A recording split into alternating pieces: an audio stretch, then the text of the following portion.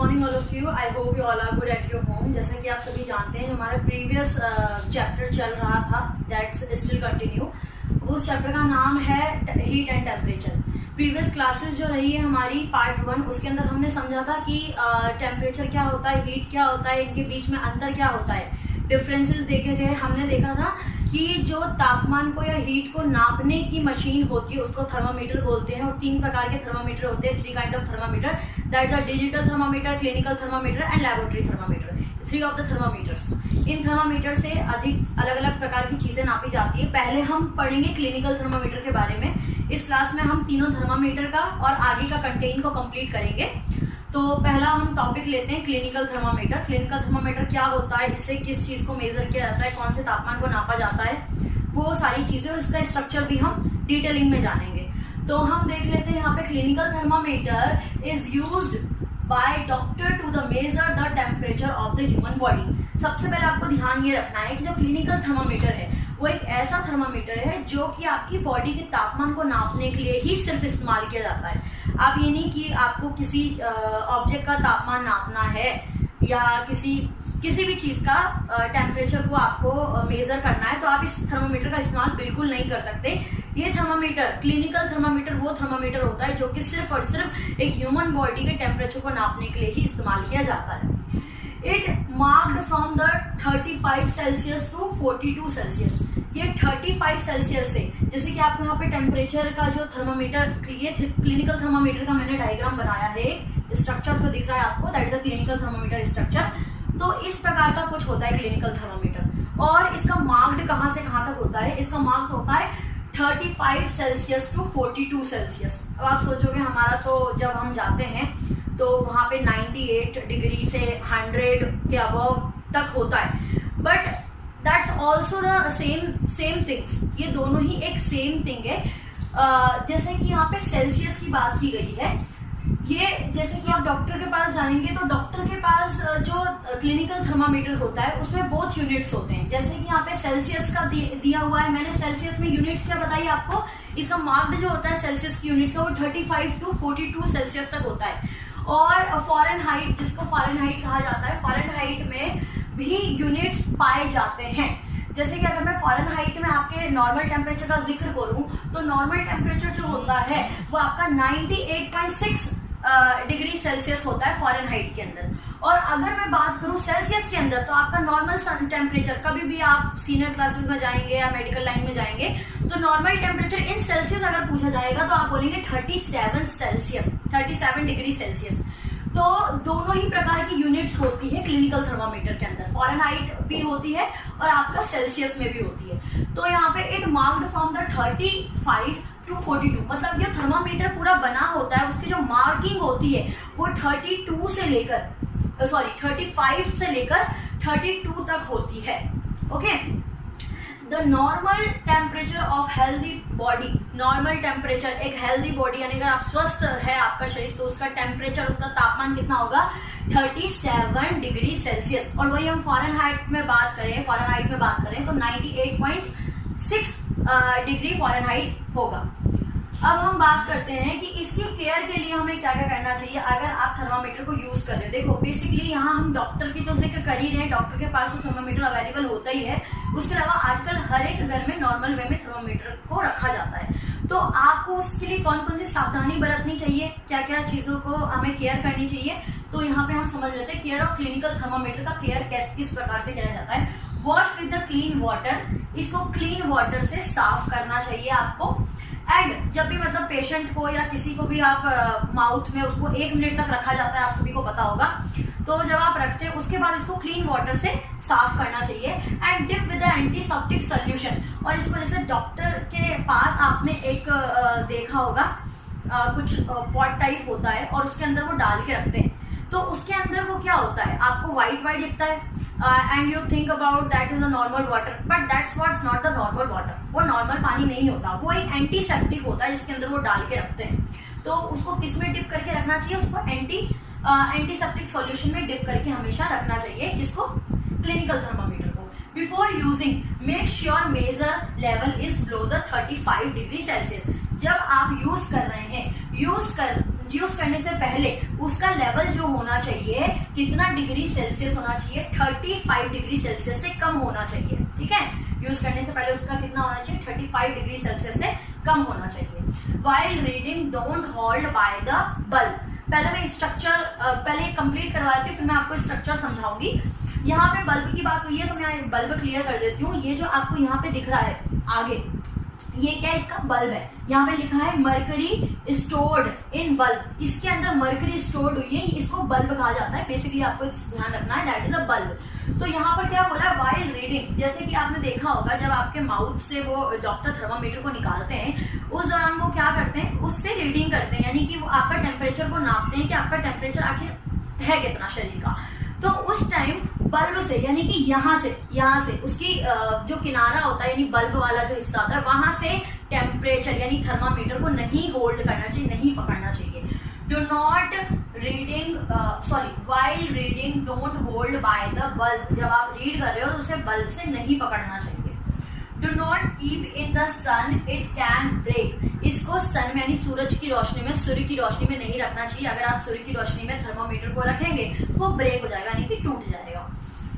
Do not measure to any other object, जैसे at the starting of this topic मैंने आप सभी को बताया था कि आप इस थर्मामीटर का जो मेजरमेंट है, इस थर्मामीटर से आप मेजर करते हो तो सिर्फ और सिर्फ ह्यूमन बॉडी का टेम्परेचर ही मेजर कर सकते हो, अदर ऑब्जेक्ट आप मेजर नहीं कर सकते, दूसरा कोई ऑब्जेक्ट मेजर नहीं हो सकता। तो यहाँ पर मैं स्ट्रक्चर को समझा देती हूँ। स्ट्रक्चर क्या है, सबसे पहले थर्मामीटर आपको दिख रहा है, that's a clinical thermometer, okay. And second thing is mercury stored in bulb, ये जो मरकरी आपको ये जो बल्ब आपको नजर आ रहा है, इस बल्ब के अंदर मरकरी स्टोर हो रखी है। Mercury, you know about the mercury, तो इसके अंदर क्या है, मरकरी को स्टोर कर रखा है। उसके बाद आपको यहाँ पे किंक दिख रहा है, that's the kink.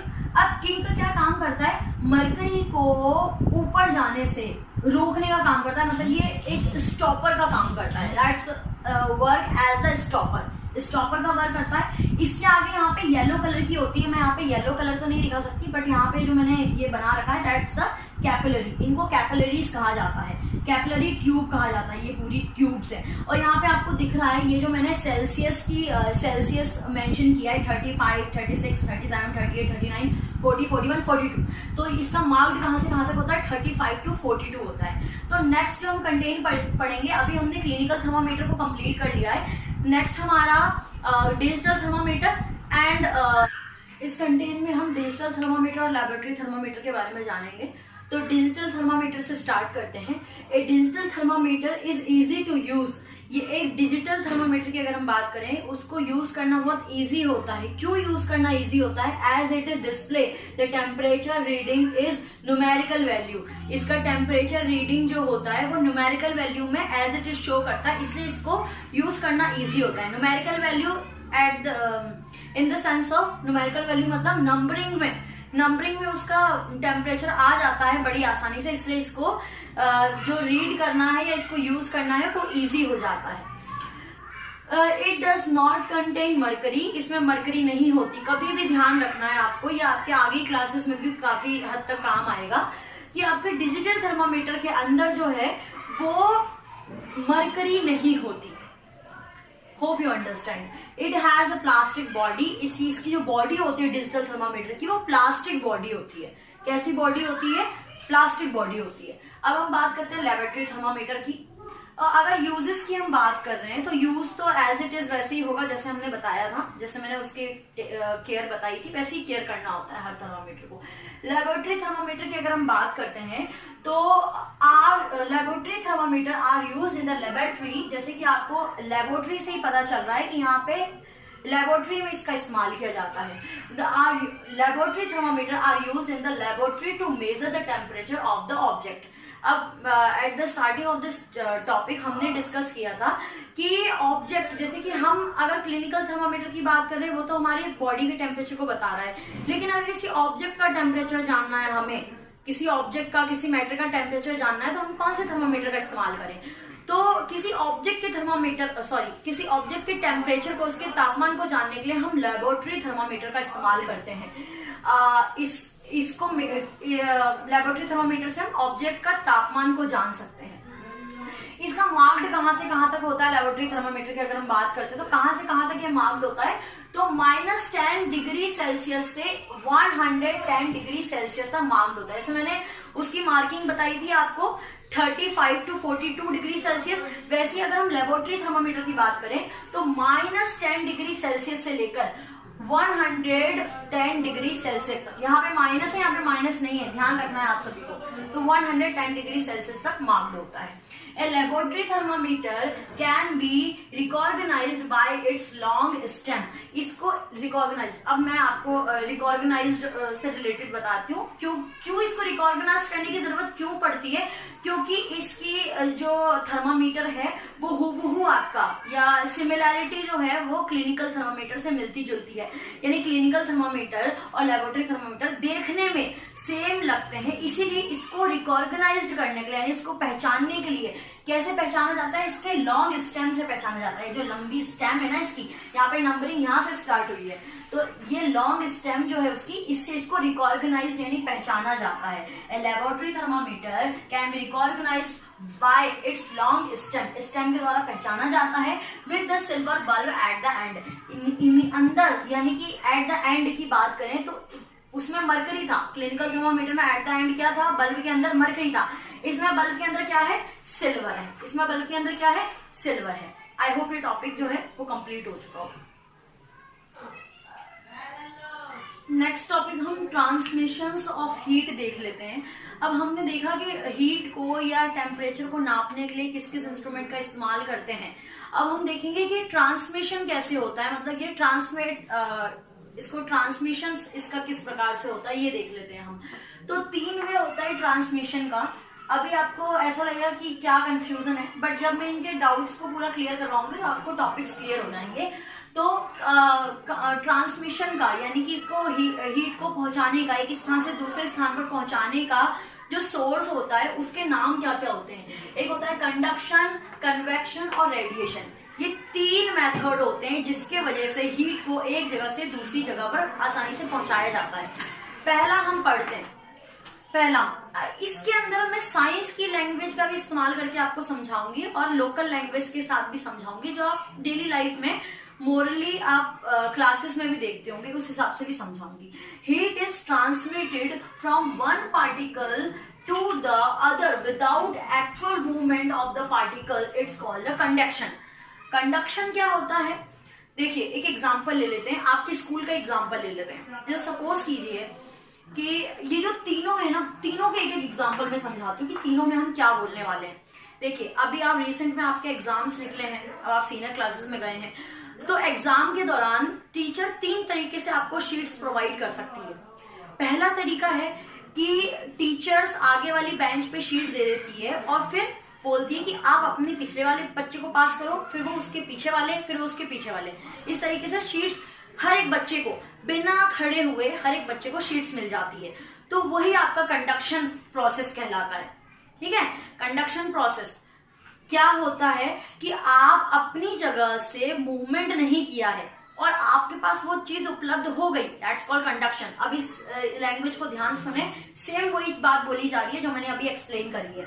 Heat is the transmitted, heat transmit तो हुई, transmitted from the one particular to the other, एक से दूसरी जगह ट्रांसमिट हुई है, हीट एक से दूसरी जगह ट्रांसमिट हुई है, लेकिन विदाउट एक्चुअल मूवमेंट, लेकिन एक्चुअल मूवमेंट कुछ नहीं हुआ है। आप शीट्स लेने के लिए अपनी सीट से नहीं उठे हैं, अब अपनी सीट पे ही थे और शीट जो है आपकी सीट्स पर आ चुकी है। कैसे?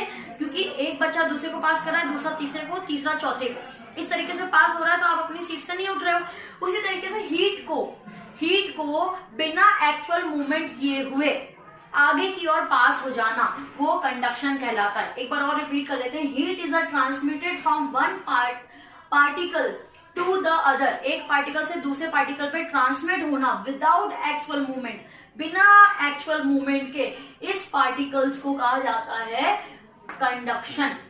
एक साइंस की लैंग्वेज में भी समझाने की कोशिश करती हूँ।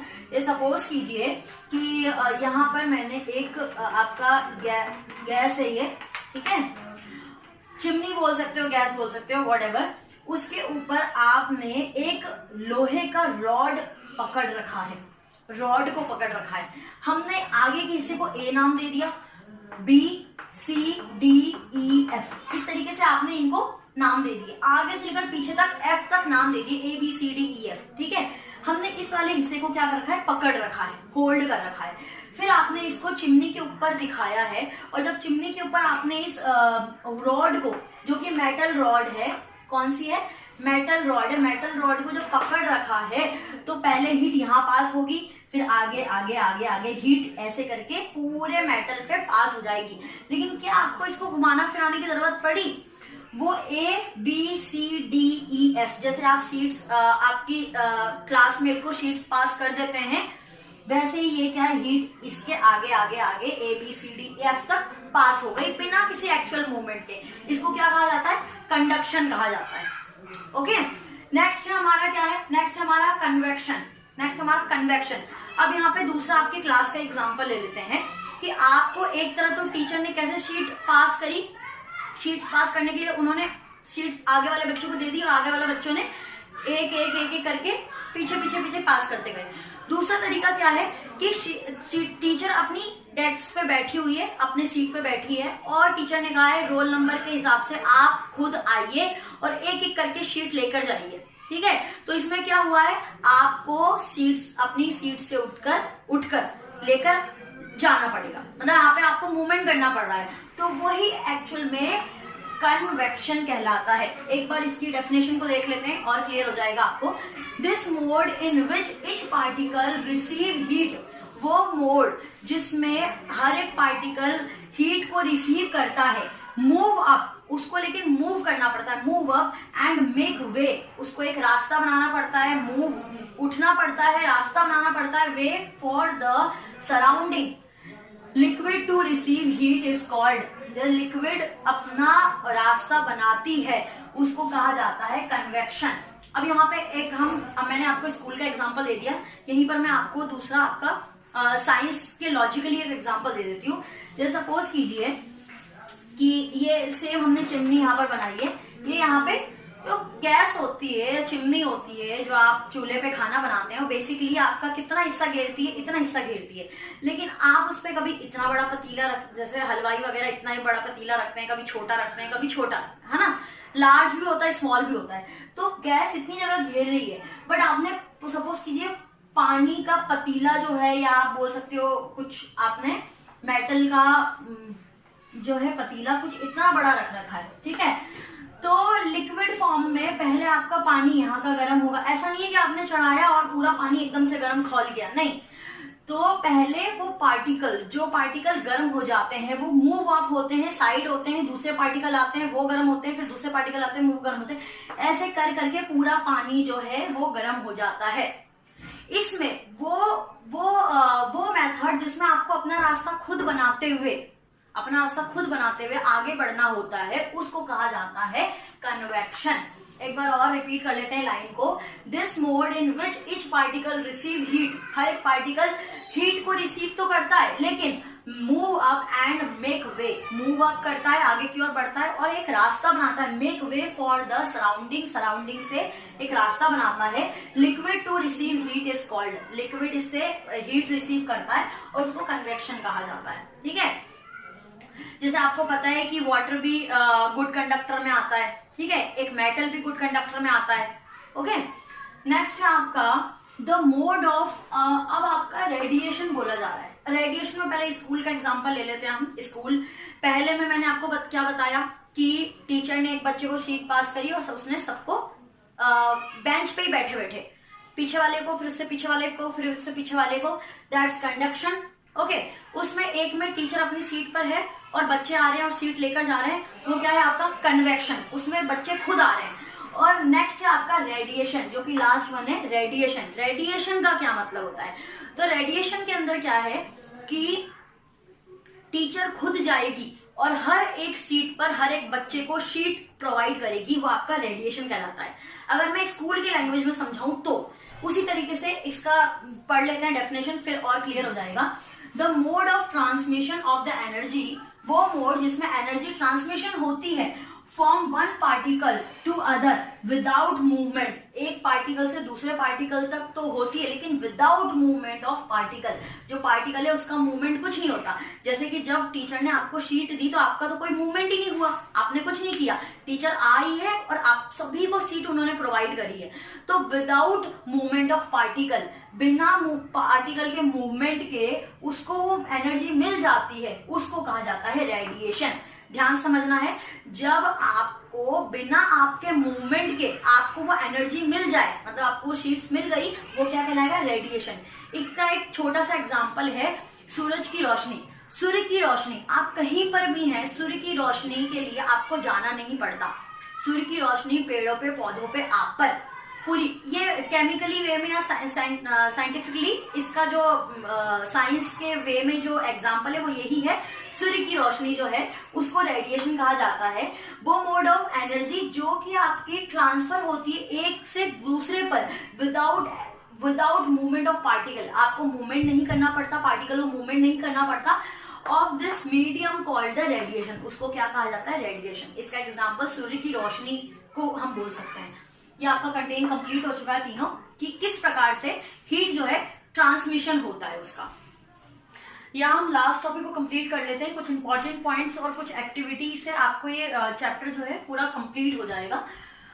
जैसे कि यहाँ पे इंपॉर्टेंट पॉइंट्स में है, black surface observe more heat than the bright surface. यहाँ पे ये बोला जा रहा है कि ब्लैक सरफेस जो है वो हीट को अच्छी तरीके से और ज्यादा से ज्यादा ऑब्जर्व करता है, ज्यादा सोखता है, comparison to bright surface. Bright surface के कंपैरिजन में ब्लैक सरफेस जो है वो ज्यादा ऑब्जर्व करता है, किसको? हीट को ऑब्जर्व करता है। इसीलिए that's why it is more comfortable to wear white dresses in summer. White dresses हम समर में पहनते हैं क्योंकि वो हीट को ऑब्जर्व नहीं करता, और विंटर में हम ब्लैक ड्रेसेस को प्रेफर करते हैं, ब्लैक ड्रेसेस पहनते हैं। क्यों?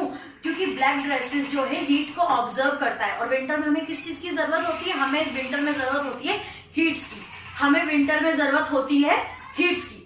तो इसीलिए विंटर में हमें कैसे कपड़े पहनने चाहिए? ब्लैक ड्रेसेस पहनने चाहिए। फैक्ट दूसरा क्या है? Human body receive heat in the form of radiation. Human body जो हीट को रिसीव करती है in the form of radiation, radiation के फॉर्म में वो हीट रिसीव करती है। यहाँ पे हम एक्टिविटी देख लेते हैं। एक्टिविटी के अंदर आपको कंक्लूजन क्या निकलेगा मैं क्लियर कर देती हूँ। कंक्लूजन इसमें निकलेगा कि कॉपर रॉड जो है, यानी कि आपने मेटल्स के बारे में तो काफी कुछ जानते हैं। मेटल क्या होता है? Iron, copper, aluminium, this all are the metals. तो यहाँ पर हमें कंक्लूजन ये निकलने वाला है कि कॉपर जो है वो आयरन से ज्यादा बेटर या गुड कंडक्टर के गिनती में आता है, यानी कि कॉपर गुड कंडक्टर होता है कंपैरिजन टू आयरन।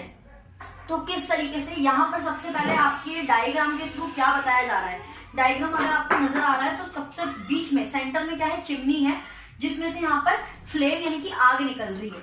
यहाँ पर हमने ये जो रॉड आपको नजर आ रही है, ये वाली जो रॉड नजर आ रही है ये कॉपर रॉड है, और जो सेकंड वन ये वाली जो रॉड नजर आ रही है आयरन रॉड है। ये लोहे की और ये कॉपर की रॉड है दोनों। और यहाँ पे सेम डिस्टेंसेस पे हमने यहाँ पर नेल यानी कि कीलो को, नेल बोल सकते हो आप, यहाँ पे हमने कीलो को यहाँ पर फॉर्म कर रखा है। और आप देखोगे हीट किसमें जल्दी और कौन ज्यादा हीट को है ऑब्जर्व कर रहा है, कौन जल्दी, जिसमें हीट जल्दी ऑब्जर्व हो जाती है, हीट को वो कंटेन कर लेता है जल्दी से, वो है कॉपर रॉड। यहाँ की कील जल्दी से फॉल यानी कि गिरती जा रही है, देख रहे हो 1 2 3, यानी हीट जल्दी पहुंच रही है इस रॉड पे। यहाँ पर एक कील फॉल हुई है, एक नेल फॉल हुई है, ये हीट इसमें थोड़ा लेट पहुंच रही है। तो गुड कंडक्टर क्या हो गया? गुड कंडक्टर हो गया कॉपर। हीट को जल्दी से जल्दी पास कर देना, आगे पास कर देना, वो गुड कंडक्टर की निशानी होती है। तो इसके इन दोनों केसेस के अंदर आपने देखा है कि इस रॉड से हीट जल्दी पास हो रही है, इसका मतलब कॉपर गुड कंडक्टर है in the comparison of iron rod. Iron rod के कंपैरिजन में कॉपर रॉड जो है जल्दी फ्लेम को आगे पास कर रहा है, इसका मतलब ये है कि वो गुड कंडक्टर है। इसी के साथ आपका चैप्टर कंप्लीट होता है। आई होप ये चैप्टर आपको समझ में आया होगा।